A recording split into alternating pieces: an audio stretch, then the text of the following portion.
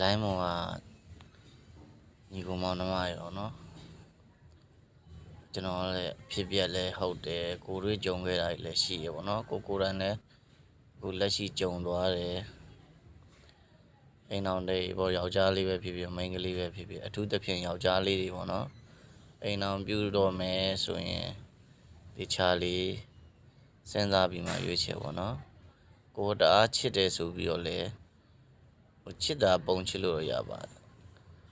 ငွေကြေးဥစ္စာကိုတော့ယုံပြီးတော့အပ်ထားတာမျိုးတွေပါမလုံးမိစေနဲ့အိမ်တော်ရေးမှာဆိုရင်လည်းကိုမိန်းမကရိုးတယ်အေးတယ်အားတယ်ဆိုပြီးတော့လည်းအပ်မထားနဲ့เนาะအကုန်မအပ်နဲ့အပ်တော့အပ်ပေါ့နော်တကယ်လို့သူအကြောင်းမျိုးကြောင့်ထားခဲ့မယ်ဆိုရင်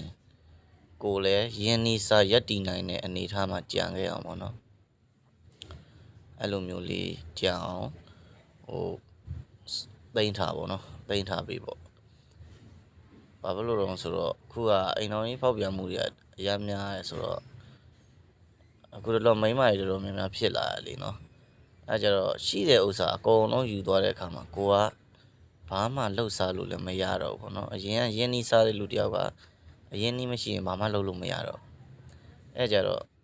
အရင်နှီးလက်ပြတော့လူတယောက်ကစိတ်တွေလေးမယ်မူးမယ်ယူမယ်ပေါ့နော်ဘောနောက်ဆုံးဘဝတည်ပြတ်သွားမယ်ပေါ့နော်ဒါမှဒါလို့မဟုတ်ဘဲနဲ့သူကအိမ်တော်ကြီးဖောက်ပြန်သွားလို့ကိုကြံခဲ့ပဲမဲ့လို့ဒီကိုမှကြံခဲ့တဲ့ငွေကြီးနဲ့ရင်းနှီးလောက်ကင်စားရက်တီလို့ရရပေါ့နော်အဓိကမိန်းကတော်တော်များများကငွေရှိရင်မိန်းမတွေအတန်လိုက်လုံးလို့ပဲငွေရှိရကိုလာကတ်တာကိုကခေါ်စရာမလိုသူတို့ကိုလာကတ်တာဒါကျွန်တော်ရဲ့အမတွေကလည်းပြောပါတယ်ဒါကျွန်တော်လည်းဒါမှွင်ခဲ့တာပေါ့နော်အချစ်ကိုယုံကြည်ကိုးကွယ်ပြီးတော့ကျွန်တော်ဘဝကိုဘာမှသူရှိရင်ပြီးရောသူနဲ့ဆိုရင်တေးပြောရဲဆိုတဲ့စိတ်ဒီနောက်ဆုံးပေါ့နော်ဘာမှမမြင်ဘူးကြာကျွန်တော်လုပ်ငန်းတွေအဆင်ပြေနေဗျာ350ရှာနိုင်တဲ့ကောင်တယောက်ကဒါတွေကိုစွန့်ပြီးဒီလုပ်ငန်းတွေကိုစွန့်ပြီးတော့မှမျက်စိစုံမိတ်ပြီးလိုက်သွားခဲ့အခုကျတော့ကျွန်တော်ဒုက္ခရောက်တယ်ငွေကြေးအဆင်ပြေတော့သူလိုချင်တာပေးတယ်ဝယ်ချင်တာဝယ်ပေးချင်တာသုံးချင်တာသုံးပေါ့နော်အဲ့တော့ကြည်ပြောပေါ့နော်လုပ်ငန်းလေးနည်းနည်းစင်မပြေတဲ့ခါလေးဖြစ်လာတော့နည်းနည်းထိန်းချုပ်လာတဲ့ခါကျတော့